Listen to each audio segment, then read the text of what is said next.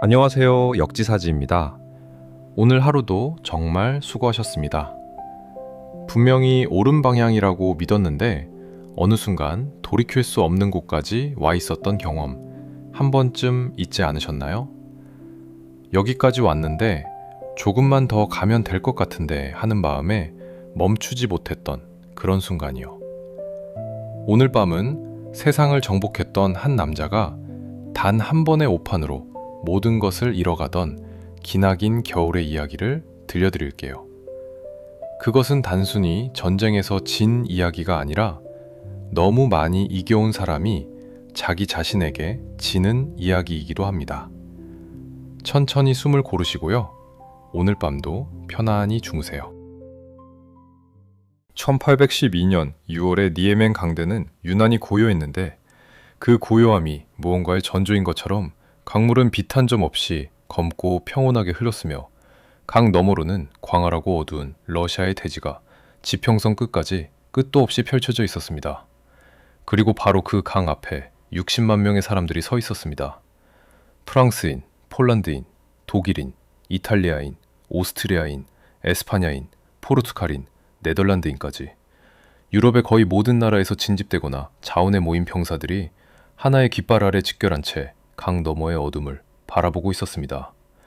그 깃발의 주인은 나폴레옹 보나파르트였고 그는 이미 유럽 대륙의 절반 이상을 손에 넣은 자였으며 이제 마지막으로 남은 거대한 땅 러시아를 향해 발을 내디디려 하고 있었습니다. 60만이라는 숫자는 당시 기준으로 인류 역사상 단일 원정군으로서는 전례가 없는 규모였고 그 사실 자체가 이 원정이 얼마나 전례 없는 도박인지를 역설적으로 증명하고 있었습니다. 나폴레옹은 그날 강가에서 백마 위에 올라 군대를 천천히 바라보았고 이 전쟁이 길어야 석 달이면 끝날 것이라고 확신했습니다. 모스크바를 점령하면 러시아 황제 알렉산드르 1세는 반드시 협상 테이블로 나올 것이고 그러면 유럽 전체가 자신의 발 아래 완전히 놓이게 될 것이라는 계산이었습니다. 그것은 지극히 합리적인 계산처럼 보였는데 실제로 그의 군사적 직관은 그때까지 거의 한 번도 크게 틀린 적이 없었기 때문입니다. 아우스터리츠에서 러시아와 오스트리아를 동시에 격파했고 예나에서 프로이센을 하루 만에 무너뜨렸으며 유럽의 왕들은 하나씩 그의 앞에 무릎을 꿇었습니다. 그러니 자신을 믿는 것은 어쩌면 당연한 일이었습니다. 문제는 그 자신감이 이미 자신감의 영역을 넘어 다른 무언가가 되어 있었다는 것입니다. 이기는 것에 너무 익숙해진 사람은 지는 상황을 상상하지 못하게 되고 상상하지 못하는 것은 대비하지 못하며 대비하지 못한 것이 현실로 닥쳤을 때 그것은 단순한 패배가 아니라 모든 것의 붕괴가 됩니다. 그리고 그 붕괴가 시작된 이유를 이해하려면 우리는 먼저 이 남자가 어디서 왔는지를 알아야 합니다. 유럽을 정복한 황제가 사실은 프랑스인조차 아니었다는 것, 그리고 그 사실이 그의 모든 것을 만들어냈다는 것을, 그리고 그 붕괴가 단순한 전쟁의 패배로 끝나지 않고 제국 전체의 소멸로 이어진 이유는 나폴레옹이라는 사람 자체가 그 제국의 심장이었기 때문입니다. 심장이 멈추면 몸 전체가 무너지듯 나폴레옹의 오만이 흔들리는 순간 그가 쌓아올린 모든 것이 함께 흔들리기 시작했습니다. 이야기는 지중해의 작은 섬에서 시작됩니다. 1769년 지중해의 작은 섬 코르시카에서 태어난 나폴레옹 부오나파르테는 처음부터 프랑스인이 아니었습니다. 코르시카는 나폴레옹이 태어나기 불과 1년 전에 이탈리아의 제노바 공화국이 프랑스에 팔아넘긴 섬이었고 섬 주민들은 스스로를 코르시카인이라 여기며 프랑스어보다 이탈리아어 방언에 가까운 말을 사용했습니다. 어린 나폴레옹도 프랑스어를 모국어처럼 구사하지 못했는데 파리의 육군 사관학교에 입학했을 때 동급생들은 그의 어색한 억양과 변방의 섬 출신이라는 사실을 비웃으며 촌뜨기 코르시카놈이라 불렀습니다. 당시 프랑스 군대에서 장교가 되려면 귀족 혈통이 있어야 했고 나폴레옹은 낮은 수준의 귀족 가문 출신이었지만 파리의 진짜 귀족들 사이에서는 이방인에 불과했습니다. 밥을 먹을 때도 말할 때도 웃을 때도 그는 어디에 있어도 제자리가 없는 사람이었습니다. 프랑스에서는 외국인 취급을 받고 코르시카에서는 프랑스 편으로 여겨지는 그 이중의 소외감은 어린 나폴레옹의 내면에 지워지지 않는 상처를 새겼고 동시에 그 누구보다 강렬하게 무언가를 증명하고자 하는 욕망의 씨앗을 심었습니다.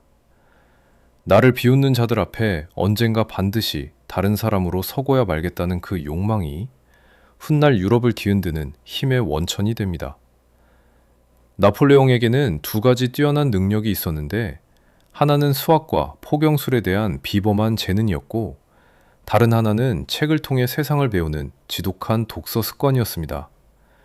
그는 사관학교에서 그부들과 어울리기보다 혼자 도서관에 틀어박혀 역사책과 군사 전략서를 탐독했고, 율리우스 카이사르와 알렉산드로스 대왕의 원정기를 반복해서 읽으며 자신이 언젠가 그들과 같은 존재가 될 것이라는 확신을 조용히 품었습니다. 그 확신이 당시에는 소년의 허황된 꿈처럼 보였겠지만, 역사는 때로 가장 허황된 꿈을 꾼 사람이 세상을 바꾼다는 것을 보여줍니다. 그리고 나폴레옹에게 기회가 왔는데, 그것은 그가 만들어낸 것이 아니라 시대가 만들어준 것이었습니다. 1789년 프랑스 대혁명이 터졌습니다.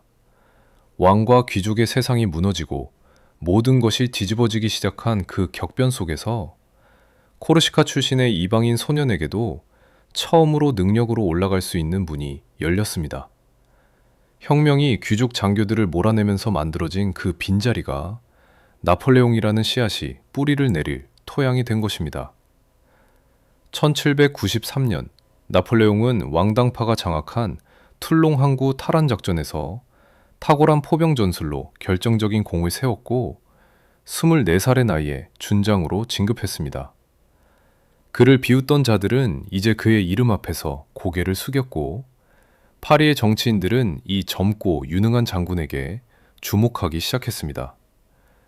이후 이탈리아 원정에서 수적으로 열세인 프랑스군을 이끌고 오스트리아군을 연속으로 격파하며 나폴레옹은 유럽 전체에 자신의 이름을 새겼습니다.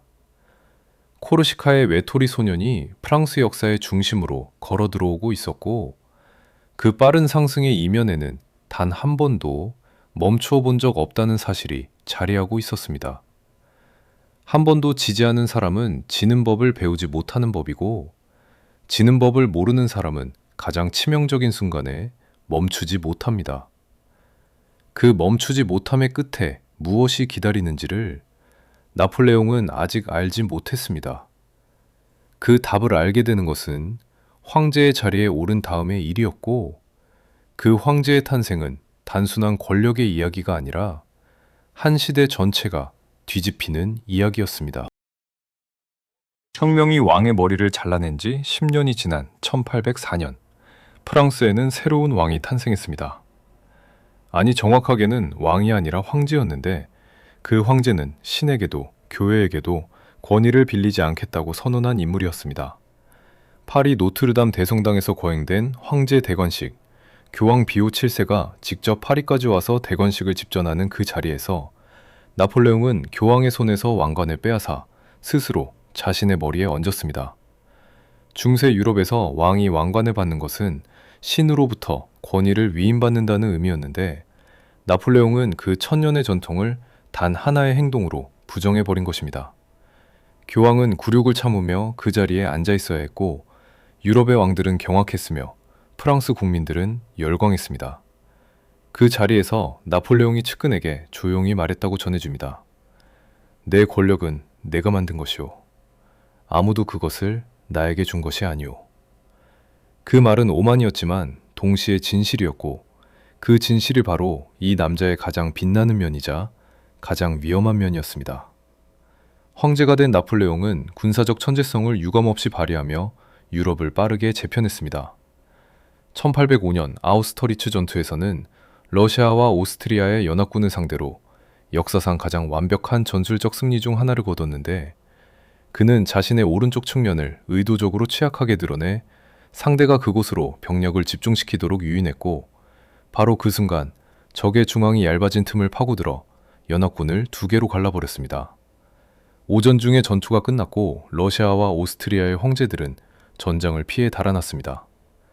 그 승리로 천년의 역사를 가진 신성 로마 제국이 해체되었는데, 이것이 어떤 의미인지 쉽게 설명하자면 지금의 독일과 오스트리아를 중심으로 한 중부 유럽 전체를 아우르던 거대한 정치연합이 나폴레옹의 손에 무너진 것이고 유럽의 지도가 완전히 다시 그려지기 시작했다는 의미였습니다. 1806년 예나 전투에서는 프로이센군을 하루 만에 격파했고 유럽의 주요 강대국들이 하나씩 나폴레옹의 발 아래 무릎을 꿇었습니다.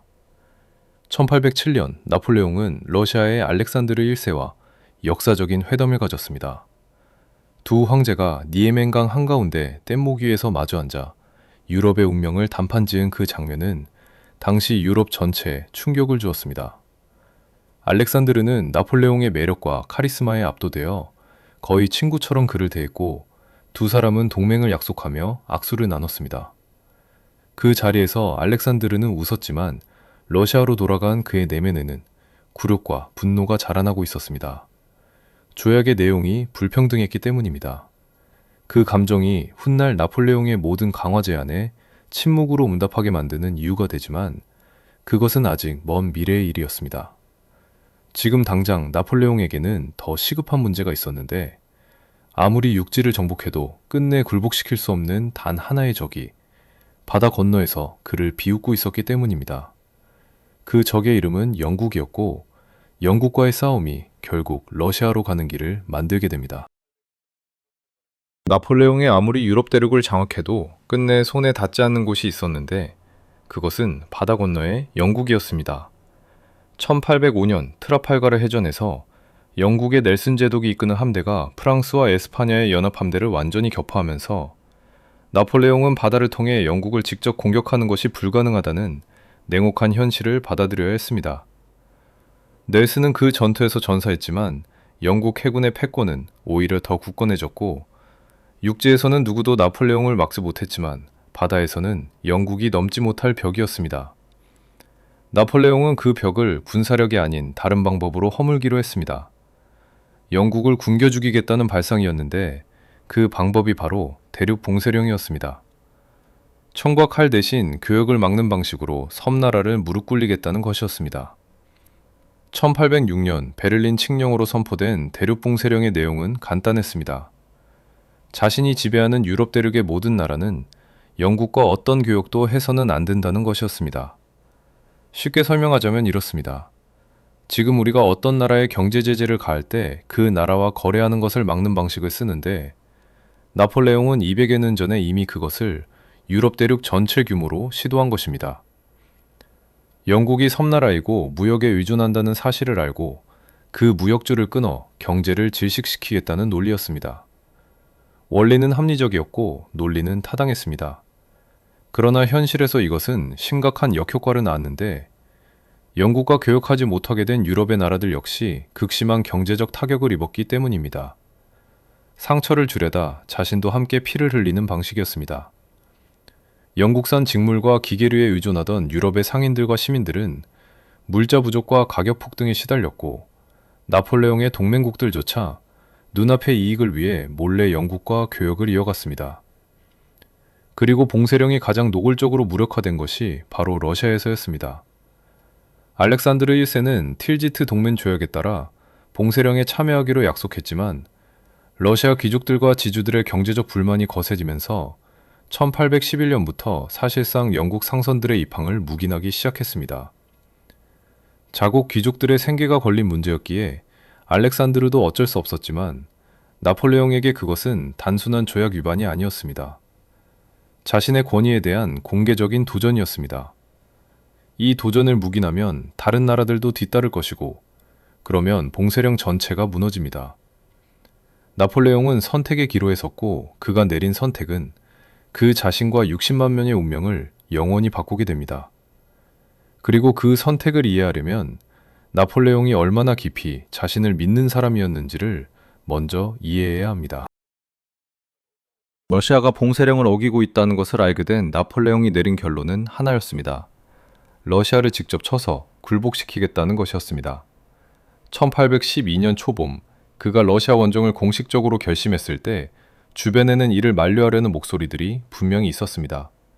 오랜 세월 나폴레옹의 외교를 책임져온 탈레랑은 러시아와의 전쟁에 얻는 것보다 잃는 것이 더 많은 도박이라고 판단했고 수석 참모 베르티에는 보급 문제의 심각성을 상세히 보고했으며 기병대의 영웅 미라도 러시아의 광활한 땅이 어떤 군대도 감당할 수 없는 변수를 만들어낸다고 경고했습니다. 그러나 나폴레옹은 그 목소리들을 듣지 않았습니다. 아니, 들었지만 받아들이지 않았습니다. 의견을 말하는 부하에게 그는 이렇게 대답했다고 전해집니다. 아우스터리츠에서도 예나에서도 모두가 불가능하다고 했소. 그러나 우리는 이겼소. 그 말이 틀리지 않았기에 아무도 더 강하게 반박할 수 없었습니다. 나폴레옹이 러시아를 과소평가하게 된 데는 몇 가지 구조적인 착각이 중첩되어 있었습니다. 첫째로 그는 러시아를 군사적으로 만만한 상대로 보았는데 아우스터리츠에서 러시아군을 손쉽게 격파한 기억이 생생했기 때문입니다. 둘째로 그는 러시아의 광대한 영토가 방어하는 쪽에 불리하다고 생각했는데 길고 넓은 전선은 자신의 빠른 기동 전술에 유리하다는 논리였습니다. 셋째째로, 그리고 가장 결정적으로 그는 이 전쟁이 단기간에 끝날 것이라 굳게 믿었습니다. 2달 안에 모스크바를 점령하고 알렉산드르를 협상 테이블로 끌어내면 유리한 조건으로 마무리된다는 시나리오를 그리고 있었습니다. 스웨덴의 카를 12세가 100년 전 러시아를 침공했다가 겨울에 참패한 역사를 나폴레옹은 알고 있었지만 그것은 카를 12세이지 자신은 아니라고 생각했습니다. 바로 그 생각이 오만이었고 그 오만이 60만 명을 눈속으로 이끌었습니다. 1812년 6월 24일, 마침내 군대가 강을 건너기 시작했습니다. 사흘에 걸쳐 강을 건너는 동안 병사들의 사기는 높았고 일부는 가족에게 석 달 안에 돌아오겠다는 편지를 남겼습니다. 그 편지를 받은 가족들 중 많은 이들은 이후 영영 아무 소식도 받지 못하게 됩니다. 강을 건넌 첫날부터 이상한 일이 시작되었는데 어디에도 러시아군이 보이지 않았습니다. 마을은 비어 있었고 식량 창고는 불타 있었으며 우물에는 독이 뿌려져 있었습니다. 러시아는 싸우지 않고 물러나면서 자신의 땅을 스스로 불태우는 방식으로 대응하고 있었고 나폴레옹의 빠른 결전 계획은 첫날부터 어긋나고 있었습니다.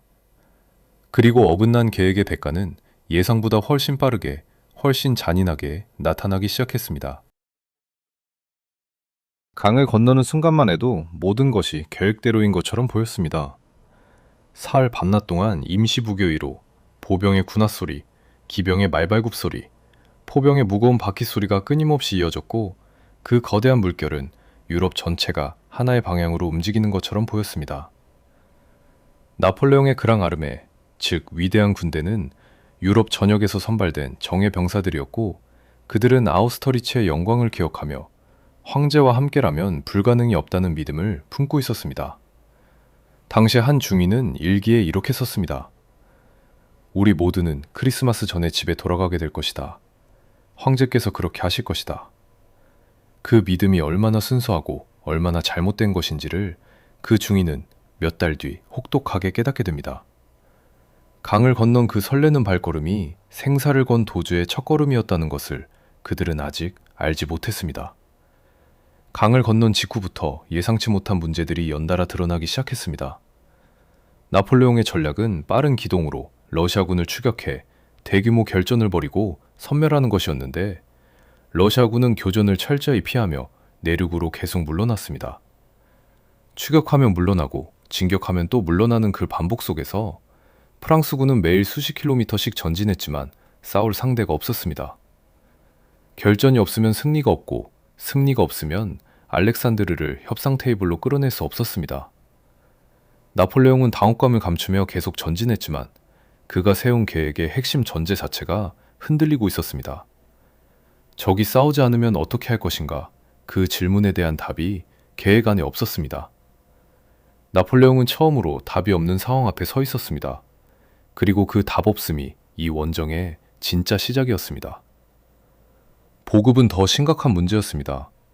60만 명의 분대가 매일 소비하는 식량과 말 사료의 양은 어마어마한 것이었는데 현지에서 약탈에 보충하려 했지만 러시아군이 미리 모든 것을 불태우고 물러났기 때문에 남아있는 것이 없었습니다. 장마철의 진흙길에서 보급마차들은 바퀴가 빠져 움직이지 못했고 말들은 사료를 얻지 못해 쓰러지기 시작했으며 먹을 것을 구하지 못한 병사들은 날것의 밀이나 들푸로 배를 채우다 이질에 걸렸습니다. 강을 건넌 지 채 한 달도 지나지 않아 질병과 굶주림과 탈영으로 사라진 병사의 수가 수만 명에 달했는데 총 한 발도 쏘지 않고 본격적인 전투도 시작하기 전이었습니다. 그리고 러시아군은 여전히 물러나고 있었습니다. 나폴레옹은 계속 전진해야 했습니다. 유럽 최강의 군대가 총 한 발 쏘지 않고 굶주림과 질병으로 녹아내리고 있었습니다. 그런데 바로 그 순간 러시아 측에 결정적인 변화가 생겼는데 그것이 이후 이 원정의 방향 전체를 바꾸게 됩니다. 8월, 한 달 반의 고통스러운 행군 끝에 나폴레옹의 군대는 스몰렌스크에 도달했습니다. 모스크바로 가는 길목에 있는 러시아의 주요 도시였는데 여기서 드디어 러시아군이 멈추어 싸울 것이라는 기대가 있었습니다. 그러나 러시아군은 사흘 동안 도시를 방어하며 프랑스군에게 상당한 피해를 안긴 뒤 밤사이에 도시를 불태우고 다시 동쪽으로 물러났습니다. 아침에 프랑스군이 진입했을 때 스몰렌스크는 여전히 불타고 있는 폐허였습니다. 나폴레옹은 이미 2달이 지났는데도 결전은커녕 제대로 된 교전 한 번 없이 적이 계속 물러나는 이 상황을 이해하지 못했습니다. 그러나 러시아 측에는 이 전략을 설계한 한 사람이 있었는데 그가 등장하면서 이 전쟁의 판도가 완전히 달라지게 됩니다. 그의 등장은 나폴레옹에게 가장 두려운 방식의 적과의 만남이었는데 그것은 강한 적이 아니라 싸우지 않는 적이었기 때문입니다. 미하엘 쿠투조프, 당시 70살의 노장이었습니다. 그는 아우스터리츠에서 나폴레옹에게 처참하게 패배한 뼈아픈 경험을 가지고 있었는데 그 패배에서 하나의 절대적인 결론을 끌어냈습니다. 나폴레옹과는 정면 대결을 해서는 절대 안 된다는 것이었습니다. 쿠투조프의 전략은 단순하고도 냉혹했습니다. 계속 물러나면서 프랑스군을 러시아 내륙 깊숙이 끌어들이고 보급을 차단하며 러시아의 겨울이 오게 하는 것이었습니다. 적극적으로 싸우지 않는 장군이라는 비판이 러시아 내부에서 쏟아졌고 황제 알렉산드르도 초조함을 감추지 못했습니다. 그러나 쿠투조프는 흔들리지 않았습니다. 그는 나폴레옹의 가장 강력한 무기가 빠른 결전에 있음을 알았고 그 결전의 기회를 주지 않음으로써 나폴레옹의 강점 자체를 무력화시키고 있었습니다. 강한 자와 맞서지 않고 강한 자의 강점을 약점으로 만들어버리는 것. 쿠투조프는 부하 장군들에게 말했습니다. 나폴레옹을 이기는 방법은 그와 싸우지 않는 것이요. 우리의 동맹은 겨울이요. 그 말이 이 전쟁의 결말을 이미 담고 있었습니다. 그것이 쿠투조프가 선택한 가장 현명한 방식이었습니다. 그러나 쿠투조프에게도 피할 수 없는 벽이 있었습니다. 수도 모스크바를 아무런 저항 없이 적에게 내어준다면 러시아 국민의 사기가 무너지고 황제의 통치 기반이 흔들릴 것이었습니다. 귀족들과 장군들의 압박이 거세지면서 언젠가는 한 번의 대규모 전투를 피할 수 없었습니다. 쿠투조프는 모스크바에서 서쪽으로 약 120km 떨어진 보로디노라는 마을 근처에 진지를 구축하고 결전을 준비했습니다. 나폴레옹이 그토록 원하던 대규모 결전이 드디어 성사되려 하고 있었습니다. 그러나 그 전투가 나폴레옹에게 진정한 승리를 가져다 줄 것인지는 전혀 다른 문제였으며 역사상 가장 피비린내 나는 하루가 기다리고 있었습니다. 1812년 9월 7일 새벽, 보로디노 들판에 짙은 안개가 깔려 있었습니다. 양측을 합쳐 약 25만 명의 병사들이 그 안개 속에서 서로를 향해 포를 겨누고 있었는데 그 숨막히는 긴장감은 새벽 공기조차 무겁게 만들었습니다. 새벽 6시, 1000문이 넘는 프랑스군의 대포가 동시에 불을 뿜었습니다. 그 소리는 수십 킬로미터 밖에서도 들렸다고 기록에 남아있으며 포연이 아직 가시기도 전에 보병들이 앞으로 뛰어나갔고 러시아군의 소총과 대포가 그 대열을 쓸어갔습니다. 들판은 순식간에 아수라장이 되었습니다. 어디서나 사람이 쓰러졌고 어디서나 포탄이 터졌으며 어디서나 신음소리와 함성이 뒤섞였습니다. 이것은 전투가 아니라 학살에 가까운 것이었는데 그 안에서 수십만 명의 사람들이 저마다의 이유로 저마다의 자리에서 싸우고 있었습니다. 그런데 나폴레옹은 그날 몸 상태가 좋지 않았습니다. 원정 내내 쌓인 피로와 감기, 방광염이 합쳐져 그는 평소보다 둔하고 소극적인 판단을 내리고 있었는데 전투 중 결정적인 순간이 왔을 때 그는 망설였습니다. 전투 중반 프랑스군의 반복적인 공격에 러시아군의 중앙이 잠시 흔들리던 그때였습니다. 부하들이 목소리를 높였습니다. 지금 근위대를 투입하면 적의 중앙을 완전히 돌파할 수 있습니다, 폐하. 그것은 옳은 판단이었습니다. 그러나 나폴레옹은 말했습니다. 나는 800리그나 떨어진 이곳에서 내 마지막 예비대를 소진하지 않겠소. 근위대는 그의 마지막 카드였고 낯선 땅 깊은 곳에서 그 카드를 잃는 것이 두려웠습니다. 그 망설임이 보로디노를 완전한 승리가 아닌 절반의 승리로 만들었고 그 절반의 승리가 이 원정 전체를 절반의 실패로 이끄는 시작이 되었습니다. 12시간의 전투가 끝났을 때 양측을 합쳐 7만만에서 8만 명의 사상자가 발생했습니다. 하루 만에 그만큼의 사람이 죽거나 다쳤다는 것은 당시 인류가 경험한 가장 피비린내 나는 단일 전투날이었습니다. 전장의 지배권은 프랑스군에게 있었지만 쿠투조프의 군대는 섬멸되지 않은 채 동쪽으로 물러났습니다. 나폴레옹은 승리라고 선언했지만 그것은 그가 원하던 종류의 승리가 아니었습니다. 살아남은 러시아군은 지금 이 순간에도 동쪽으로 물러나며 힘을 보존하고 있었고 그들은 훗날 나폴레옹의 태광로를 추격하는 군대가 됩니다. 보로디노 들판 위에는 그날 하루 동안 얼마나 많은 꿈과 약속과 기억이 함께 쓰러졌는지 알 수 없습니다. 그들 하나하나가 고향에서 누군가의 아들이었고 누군가의 남편이었으며 누군가의 아버지였습니다. 일주일 뒤 나폴레옹은 모스크바에 입성했습니다. 그러나 그를 기다린 것은 승리의 환호가 아니었습니다. 그것은 나폴레옹이 평생 경험해보지 못한 가장 섬뜩한 종류의 침묵이었습니다. 9월 14일 아침 모스크바가 눈앞에 나타났을 때 나폴레옹의 군대는 환호성을 질렀습니다. 드디어 모스크바다. 이제 다 끝났다. 집에 갈 수 있다. 그러나 선봉대가 도시로 들어서는 순간 그 환호성은 서서히 잦아들었습니다. 도시가 비어 있었습니다. 100만에 가까운 인구가 살던 러시아 제국의 옛 수도, 황금빛 양파 지붕의 교회가 수백 개나 늘어서 있는 그 거대하고 화려한 도시가 마치 죽은 도시처럼 텅 비어 있었습니다. 시민들은 수주 전부터 대피를 시작했고 가져갈 수 있는 것은 모두 가져가거나 불태웠으며 거리에는 개와 고양이 몇 마리와 미처 떠나지 못한 노인들만이 남아 있었습니다.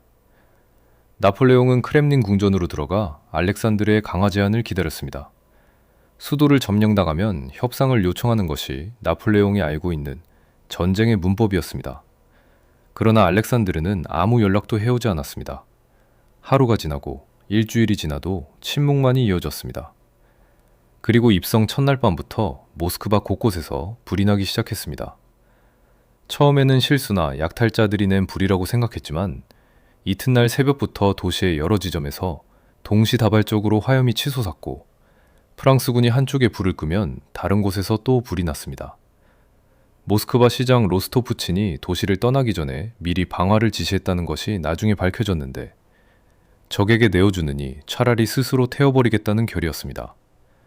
사흘 동안 모스크바의 4분의 3이 불에 탔고 나폴레옹은 불길 속에서 크렘린을 빠져나와 근교의 별궁으로 피신해야 했습니다. 멀리서 자신이 점령한 도시가 불타는 것을 바라보며 나폴레옹은 말했습니다. 이 얼마나 무서운 광경인가. 그들 스스로 이런 일을 하다니. 이것은 역사상 전례가 없는 결이다. 그 말에는 경탄과 공포가 뒤섞여 있었습니다. 도시를 내주기보다 스스로 불태우는 적, 수도를 잃고도 협상을 요청하지 않는 황제. 나폴레옹은 자신이 알던 전쟁의 규칙이 이 나라에서는 통하지 않는다는 것을 그제야 비로소 몸으로 느끼기 시작했습니다.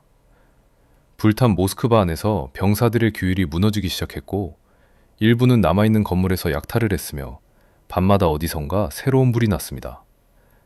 정예군이 점령지의 약탈자로 변해가는 그 과정은 나폴레옹이 자신의 군대를 더 이상 완전히 통제할 수 없게 되었다는 것을 보여주는 또 다른 신호였습니다. 깨달음이 왔을 때는 이미 너무 많은 것이 소모된 뒤였고 이제 나폴레옹에게는 단 하나의 선택만이 남아 있었습니다.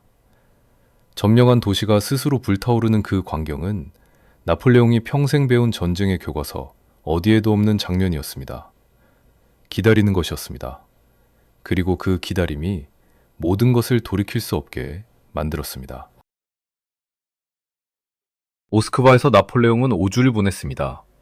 불탄 도시 안에서 그는 알렉산드르에게 3차례 강화를 제안하는 전가를 보냈지만 알렉산드르는 단 한 번도 응답하지 않았습니다. 알렉산드르가 끝까지 침묵한 데는 이유가 있었는데 개인적으로는 틸지트에서 나폴레옹에게 당한 굴욕에 대한 분노가 있었고 정치적으로는 협상에 응하는 것이 황제로서의 권위를 스스로 무너뜨리는 것이라는 판단이 있었습니다.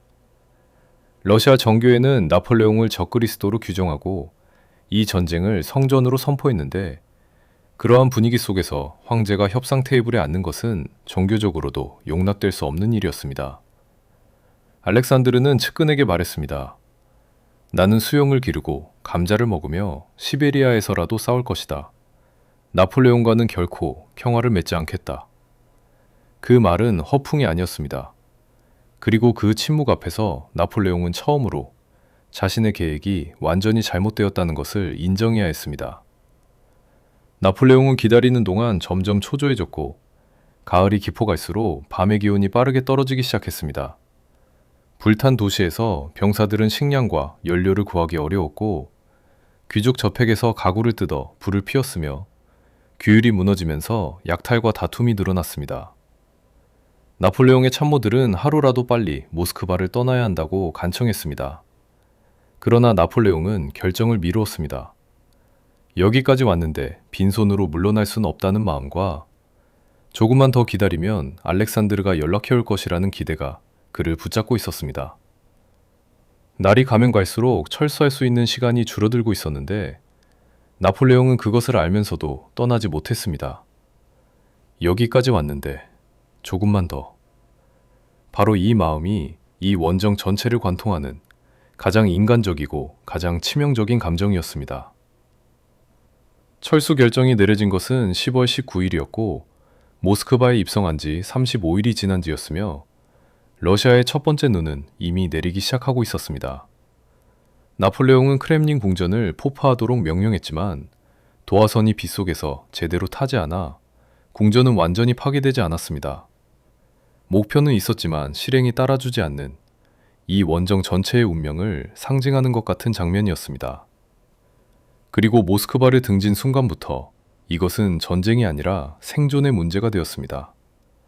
앞에는 황폐한 길이 있었고 위에는 눈이 내리기 시작했으며 뒤에는 쿠투조프의 군대가 따라오고 있었습니다. 5주의 기다림은 단순한 시간의 낭비가 아니었습니다.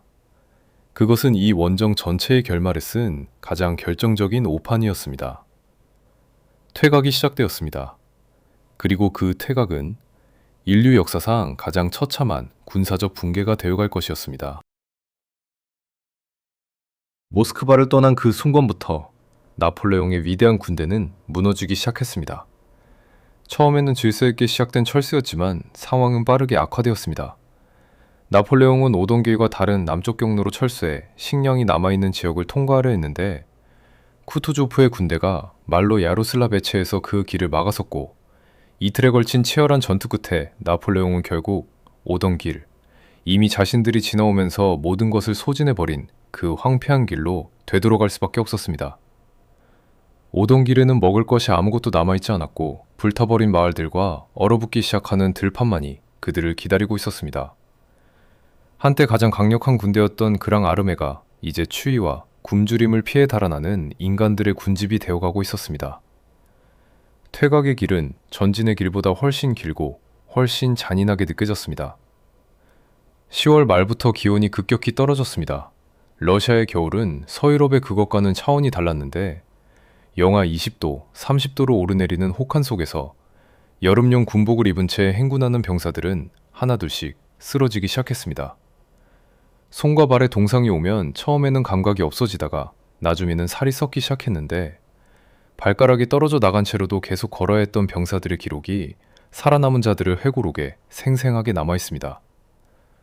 많은 병사들이 죽은 동료의 옷을 벗겨 입거나 약탈한 러시아 민간인의 옷을 걸쳤으며 지프로 발을 감쌌지만 영하 30도의 겨울 앞에서 그것은 아무런 소용이 없었습니다. 말들이 먼저 대규모로 쓰러졌고, 말이 죽으면 대포를 버려야 했으며 대포를 버리면 전투력이 무너졌습니다. 전투력이 무너지면 코사크의 습격을 막을 수 없었고, 습격이 이어지면 더 많은 병사를 잃었습니다. 그 연쇄적인 붕괴가 매일 반복되었습니다. 그리고 그 끝없는 퇴각의 길에서 가장 처참한 장면이 기다리고 있었습니다. 러시아의 코사크 기병대와 정규군이 이 무너져가는 행렬을 사방에서 압박했습니다. 코사크들은 대규모 정면 대결을 피하면서 행렬의 측면과 후미를 번갯불처럼 습격하고 사라지는 방식으로 프랑스군의 나고자들을 쓸어갔습니다. 행렬에서 조금이라도 뒤처지거나 대열을 벗어나는 순간 목숨이 잃었고, 그것을 아는 병사들은 부상을 입고도 쓰러질 수 없었으며 쓰러지는 순간 동료들도 멈추지 않고 지나쳐갔습니다. 한때 서로의 등을 지켰던 전우들이 이제는 각자의 생존을 위해 앞만 보며 걸어야 했는데, 그 무너진 동료애가 어쩌면 전투력 상실보다 더 깊은 의미의 군대 붕괴였습니다. 나폴레옹의 그랑 아르메는 러시아의 들판에서 조각조각 부서지고 있었습니다. 그리고 그 부서짐의 절정이 11월 하순에 베레지나 강에서 기다리고 있었습니다. 쓰러지면서도 앞으로 걷고 동료가 죽어도 멈추지 않고 걸어야 했던 그 행렬 앞에 11월 하순 베레지나 강이 나타났습니다. 이 강을 건너지 못하면 끝이었습니다. 북쪽에서 내려오는 러시아 치차고프 제독의 군대와 남쪽에서 압박하는 쿠투조프의 군대 사이에 완전히 포위되어 전멸할 상황이었기 때문입니다. 원래 베레지나 강은 이 시기에 얼어붙어야 했지만 그의 이례적으로 따뜻했던 날씨 탓에 강은 얼지 않은 채 폭이 넓어지고 수량이 불어나 있었습니다. 러시아군은 유일한 다리가 있던 보리소프를 이미 장악하고 있었습니다. 사방이 막혀 있었고 시간이 없었으며 이것이 나폴레옹의 원정에서 가장 극적이고 가장 참혹한 이틀의 시작이었습니다. 이 강을 건너지 못하면 60만으로 시작했던 군대가 이 강가에서 완전히 사라지게 될 것이었습니다. 나폴레옹의 공병대 사령관 에블레 장군이 불가능에 가까운 임무를 맡았습니다. 영하의 강물 안으로 직접 들어가 다리를 놓는 것이었는데, 공병 수백 명이 허리까지 차오르는 얼음장 같은 강물 속에서 말뚝을 박고 교각을 세우는 작업을 이틀에 걸쳐 쉬지 않고 수행했습니다. 체온이 떨어져 강물 안에서 쓰러지는 병사들이 속출했지만 작업은 멈추지 않았습니다. 에블레는 부하들에게 말했습니다. 우리가 죽더라도 다리는 완성해야 한다. 저 강 너머에 우리가 구해야 할 사람들이 있다. 11월 26일 2개의 다리가 완성되었고 그 다리를 건너는 것이 살아남는 유일한 길이었습니다. 그러나 다리가 완성되자 후방에서 기다리던 수만 명의 인파가 동시에 밀려들었고, 군인과 민간인, 부상자와 멀쩡한 자가 뒤섞인 그 인파는 서로를 밀치며 아수라장을 만들었습니다. 러시아군의 포격이 시작되자 혼란은 극도로 악화되었는데, 포탄이 다리 위에 떨어지면 사람들이 강물로 쏟아졌고 영하의 강물에 빠진 사람들은 대부분 살아나오지 못했습니다. 다리 하나가 불타면서 뒤에 남겨진 수만 명은 러시아군에게 포로가 되거나 그 자리에서 목숨을 잃었습니다. 이틀 동안 베레지나에서 사라진 프랑스군의 수는 4만에서 5만 명으로 추산됩니다. 살아서 강을 건넌 사람들도 이미 인간이라 부르기 어려운 상태였는데, 동상으로 손발을 잃은 자들, 굶주림으로 서 있기도 힘든 자들이 서로의 어깨에 기댄 채 앞으로 나아가고 있었습니다. 나폴레옹은 말 위에서 그 광경을 바라보았고, 그의 얼굴을 본 부하들은 황제가 그 순간 무언가 결정적인 것이 내면에서 무너지는 것을 느끼고 있었다고 훗날 증언했습니다. 그리고 그로부터 며칠 뒤 나폴레옹은 아무도 예상하지 못한 결정을 내렸습니다. 그것은 어쩌면 이 원정에서 그가 내린 결정들 중 유일하게 옳은 결정이었을지도 모릅니다. 베레지나강을 건넌 지 며칠도 지나지 않은 12월 초, 나폴레옹은 전격적인 발표를 했습니다. 군대를 밀라에게 맡기고 자신은 먼저 파리로 돌아가겠다는 것이었습니다. 공식적인 이유는 새로운 군대를 모집하고 제국을 안정시키기 위한 것이었지만, 그 배경에는 파리에서 쿠데타 시도가 있었다는 긴급 소식이 있었습니다. 말라드장이라는 장군이 나폴레옹이 전사했다는 허위 소문을 퍼뜨리며 권력을 장악하려 했고, 그 시도는 실패했지만 제국의 기반이 흔들리고 있다는 위험 신호였습니다. 나폴레옹은 변장하고 마차를 타고 유럽을 가로질러 14일 만에 파리에 도착했습니다. 불과 6달 전 60만 대군을 이끌고 개선하듯 떠났던 황제가 이제는 신분을 숨긴 채 밤을 달려 귀환하는 처지가 된 것입니다.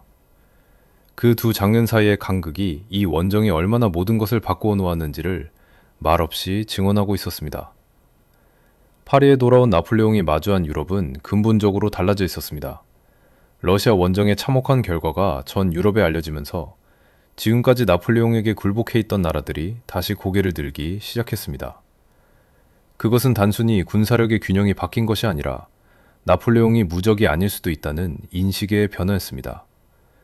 두려움으로 유지되던 패권은 두려움이 사라지는 순간 함께 무너지는 법입니다. 프로이센은 나폴레옹과의 동맹을 파기하고 러시아와 손을 잡았고, 오스트리아도 반나폴레옹 연합에 합류했으며 스웨덴마저 등을 돌렸습니다. 나폴레옹은 새로운 군대를 편성하려 했지만 그 군대의 질은 이전과 달랐는데 대부분이 전투 경험이 없는 10대 후반의 신병들이었고 사람들은 그들을 마리 루이즈라고 불렀습니다. 나폴레옹의 두 번째 황후가 보내준 어린 병사들이라는 뜻이었는데 그 말에는 연민과 체념이 동시에 담겨 있었습니다. 그 어린 병사들을 이끌고 나폴레옹은 다시 전장으로 나가야 했습니다. 1813년 10월 라이프치 근교에서 나폴레옹 전쟁 전체를 통틀어 가장 큰 규모의 전투가 벌어졌는데 역사는 이것을 제국들의 전투라고 부릅니다. 나폴레옹은 약 20만 명의 병력으로 프로이센, 러시아, 오스트리아, 스웨덴의 연합군 약 35만 명과 맞붙었습니다. 그는 초반에 특유의 기동전술로 접전을 이어갔지만 사흘째 연합군의 증원병력이 도착하면서 결국 퇴각명령을 내릴 수밖에 없었습니다.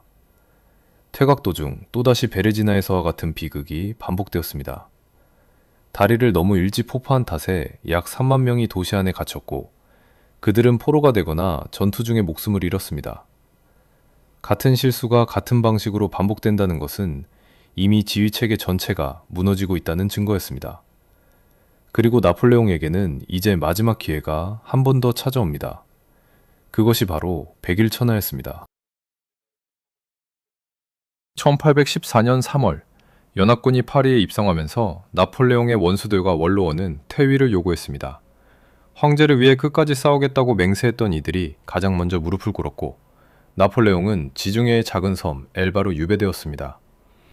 면적이 약 250제곱킬로미터에 불과한 그 섬으로 유럽의 황제가 유배된 것이었는데 연합국은 나폴레옹에게 엘바 섬의 통치권과 소규모 근위대 그리고 일정한 연금을 허용했습니다.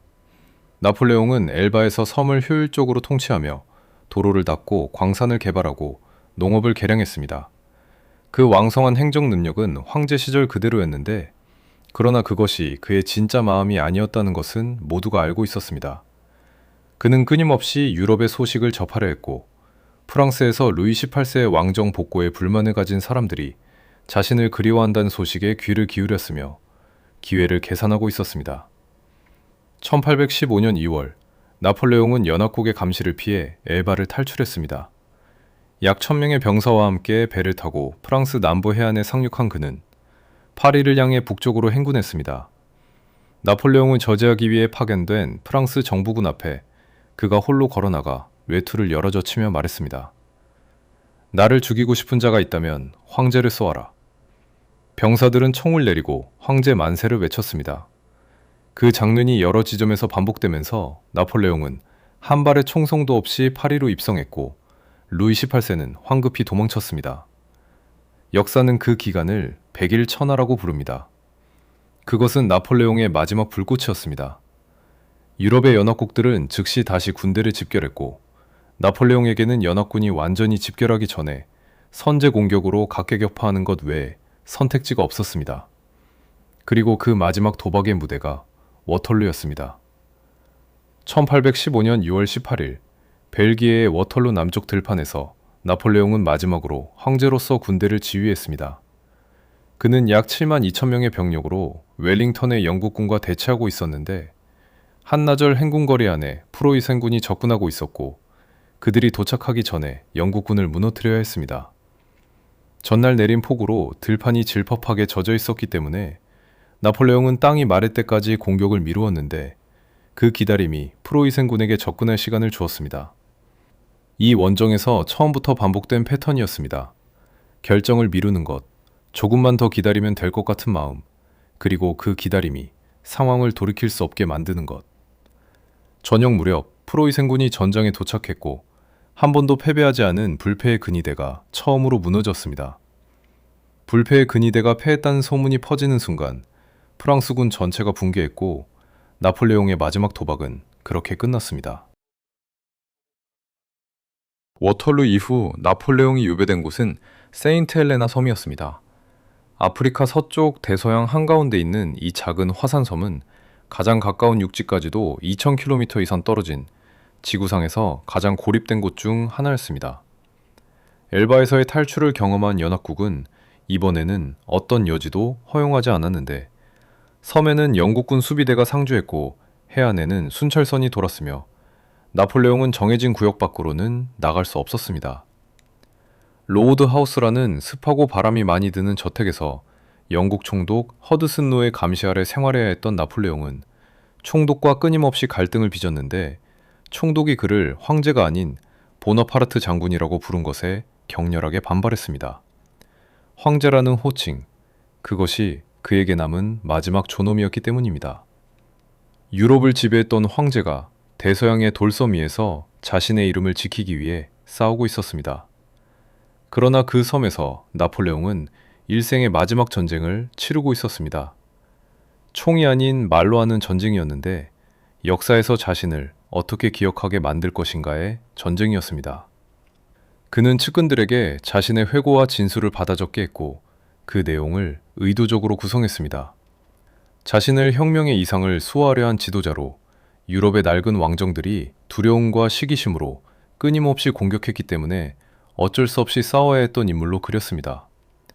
러시아 원정의 실패에 대해서는 알렉산드르의 배신과 초토화 전략, 그리고 때이른 혹한이 원인이었다고 주장했으며 자신의 전략 자체는 옳았다고 강변했습니다. 그 이야기들이 훗날 유럽 전역에 퍼지면서 나폴레옹은 패배한 황제가 아니라 순교자이자 영웅으로 재탄생했고 프랑스에서는 나폴레옹 신화가 19세기 내내 강력한 정치적 힘을 발휘했습니다. 죽어서도 싸우는 방법을 알았던 사람이었습니다. 1821년 5월 나폴레옹은 세인트 헬레나에서 사망했습니다. 공식 사인은 위암이었지만 비소 중독 가능성도 제기되어 지금도 논란이 있습니다. 그의 마지막 말로는 트랑스, 군대, 조제핀이라는 세 단어가 전해지는데 그 세 단어가 그의 삶 전체를 압축한다는 것은 분명합니다. 1840년 프랑스 정부는 그의 유해를 파리로 옮겨와 앵발리드 군사박물관에 웅장한 석관을 만들어 안치했습니다. 그를 섬에 가두었던 사람들이 모두 사라진 뒤에도 나폴레옹은 자신이 가장 사랑했던 도시의 품 안으로 돌아왔습니다. 세인트 헬레나에서 치렀던 마지막 전쟁의 승리였는지도 모릅니다. 그러나 그 모든 신화 뒤에는 여전히 이 질문이 남습니다. 러시아의 눈 속에서 이름도 남기지 못하고 사라진 수십만 명의 이야기는 어디에 있는가? 그들을 기억하는 것이 이 이야기의 진짜 끝이어야 합니다. 나폴레옹이 러시아 원정에서 패배한 이유를 한 문장으로 요약하자면 이렇습니다. 그는 자신이 알고 있는 전쟁의 규칙으로 러시아를 읽었는데 러시아는 전혀 다른 규칙으로 싸우는 나라였습니다. 나폴레옹의 전쟁은 빠른 기동과 결전, 적군의 섬멸이었습니다. 그러나 러시아의 전쟁은 땅과 시간과 겨울이었습니다. 군대를 보존하면서 적을 내륙 깊숙이 끌어들이고 보급을 차단하며 자연히 적을 무너뜨리게 하는 방식이었습니다. 나폴레옹은 이 방식을 이해하지 못한 것이 아니었습니다. 이해했지만 자신에게는 해당되지 않는다고 생각했습니다. 그것이 오만이었습니다. 그리고 그 오만의 대가를 치른 것은 나폴레옹 혼자가 아니었습니다. 60만 명이 함께 치렀습니다. 오만의 비용을 치르는 것은 오만한 사람이 아니라 그를 따르는 사람들인 경우가 많습니다. 그것이 권력이 가진 가장 잔인한 면입니다. 러시아 원정이 실패한 이유를 조금 더 구체적으로 들여다보면 몇 가지가 눈에 띕니다. 첫째로 보급의 실패였습니다. 60만 명의 군대를 먹이고 말들을 먹이는 물자를 공급하는 체계가 처음부터 현실적이지 않았는데 현지 조달이 불가능한 상황에서 그 거대한 군대는 굶어야 했습니다. 둘째로 러시아의 초토화 전략을 예상하지 못한 것이었습니다. 적이 마을을 불태우고 우물에 독을 풀며 물러날 것이라는 것을 나폴레옹은 상상하지 않았습니다. 셋째로 가장 결정적인 것은 모스크바를 점령하면 알렉산드르가 협상을 요청할 것이라는 가정이 완전히 틀렸다는 것이었습니다. 알렉산드르는 협상하지 않았고 그 예상 밖의 침묵 앞에서 나폴레옹은 아무것도 할 수 없었습니다. 계획이 없던 상황에 대한 대비가 없었던 것입니다. 그것이 천재라도 피할 수 없는 함정이었습니다. 그리고 이 패배가 역사에서 계속 반복된다는 사실이 무겁게 다가옵니다. 1941년 히틀러는 나폴레옹의 실패를 알면서도 소련을 침공했습니다. 그의 참모들은 나폴레옹의 전례를 들어 경고했지만 히틀러는 듣지 않았습니다. 나는 나폴레옹이 아니다. 나는 겨울이 오기 전에 끝낼 것이다. 라고 말했습니다. 그러나 소련의 겨울은 히틀러에게도 똑같이 찾아왔고 독일군은 나폴레옹의 군대가 그랬던 것처럼 러시아의 설원에서 무너졌습니다. 역사는 배우지 않는 자에게 같은 교훈을 더 혹독하게 반복하는 법입니다. 나폴레옹도 히틀러도 그 이전의 수많은 정복자들도 같은 실수를 반복했습니다. 역사가 반복되는 것은 인간의 본성이 반복되기 때문입니다. 자신은 다를 것이라는 믿음, 그것이야말로 가장 오래된 인간의 착각입니다. 자신은 다를 것이라는 믿음, 그리고 그 믿음이 결국 무너지는 순간의 충격. 그것이 역사가 우리에게 가장 집요하게 반복해서 보여주는 장면입니다. 나폴레옹을 단순히 전쟁에서 진 정복자로 기억하는 것은 그의 복잡한 유산 중 절반만을 보는 것입니다. 그는 분명히 천재였고 그 천재성이 남긴 것들은 지금도 우리 삶 곳곳에 살아 있습니다. 나폴레옹 법전은 현대 민법의 기초가 되었는데 법 앞에 모든 시민이 평등하다는 원칙, 계약의 자유, 재산권의 보호 같은 개념들이 나폴레옹 법전에서 체계화되어 유럽 전역으로 퍼졌고 지금 우리가 일상에서 당연하게 여기는 법적 권리들의 상당수가 그 뿌리를 이 법전에 두고 있습니다. 능력주의에 기반한 관료제도는 근대 국가 행정의 모델이 되었고 나폴레옹이 세운 교육제도와 행정체계는 프랑스에서 그가 무너진 뒤에도 유지되었습니다. 그가 전파한 자유와 평등의 이념은 유럽 전역에서 민족주의와 자유주의의 씨앗이 되었는데 역설적으로 그를 무너뜨린 바로 그 민족 감정이 그의 이념에서 자라난 것이었습니다. 씨앗을 뿌린 자가 그 씨앗에 의해 무너진 것입니다. 그러나 그 빛의 이면에는 깊은 그림자도 있었습니다. 나폴레옹은 혁명이 폐지한 노예제를 카리브해 식민지에서 부활시켰고 여성의 권리를 나폴레옹 법전을 통해 제한했습니다.